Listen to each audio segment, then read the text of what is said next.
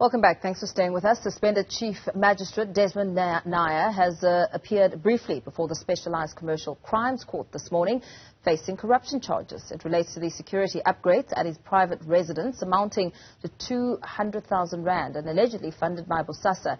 His case has since been postponed to the 7th of December. For a discussion on this, we're joined by Mbekezeli Benjamin from Judges Matter. Very good afternoon to you. Thank you so much for your time. Some serious allegations against a senior member of the Judiciary. What is your take on this?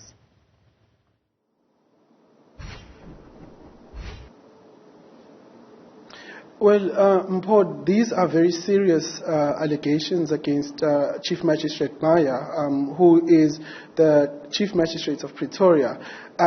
We are concerned at the slow pace that these allegations have been dealt with. Already he was suspended in 2020 and the Magistrates Commission has been investigating for the last 2 years. It hasn't reached a conclusion, so we are worried about that because these allegations do harm the judiciary, at least the reputation of the judiciary, and this latest incident of him being charged and appearing in court on corruption charges just complicates the matter even more and does worry us a little bit. But of course, we emphasize again that magistrates, judicial officers, are not above the law. So if there are allegations of this nature, which are serious allegations, they also should be held accountable, and we are seeing this in action with the case today. And, you know, we know that Deputy Chief Justice Raymond Zondo has been speaking about the many linkages to state capture and Bosasa, whether it's politicians and other officials, saying that judicial officers need to be held to the highest standards of scrutiny, which speaks to what you're saying, that they're not above the law. What do you imagine that this sort of matter means for the judicial industry? What does it mean when it comes to the perceptions that have been made about the judiciary?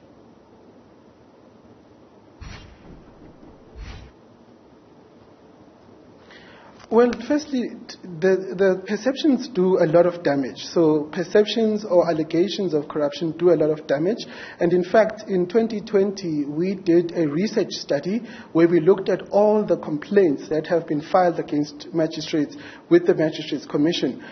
Although we did not find any corruption case that was filed with the Magistrates Commission, but it seems as if there are perceptions that exist in the public eye, at least.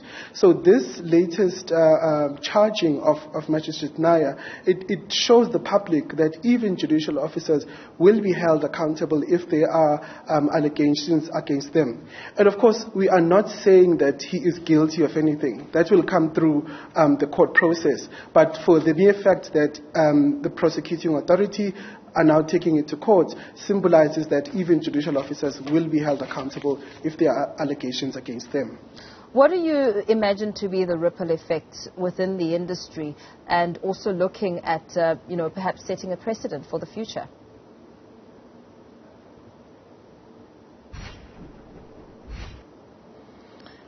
Well, I doubt that there would be much ripple effects because, as I indicated earlier, Magistrate Nair has been on suspension since 2020, and the Pretoria Magistrates Court has been operating as well as it should.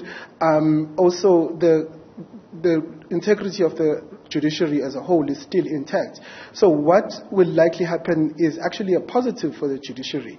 More and more people will have confidence that even against their own, judges, judicial officers will take action when their own are implicated in wrongdoing. So it can only be positive. I don't see any negative ripple effects on the integrity it also, of the judiciary. Mbekezeli, pardon me, it also serves as a reminder when it comes to the judicial officers and the conduct and what they should be able to present themselves to the public as, and also continue to be respected within their field.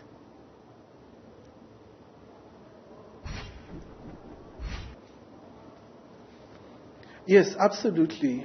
So there is a plethora of legislation. There are laws, there are standards, there are codes that ensure that judges at all times, or judicial officers at all times, are above reproach. So their integrity should never ever come under question. So it is again a reminder that those codes, that law, is applicable to them, and if they don't, in fact, respect the laws that are in place, that they will be held accountable. So that is, I think, an important message that this case underscores.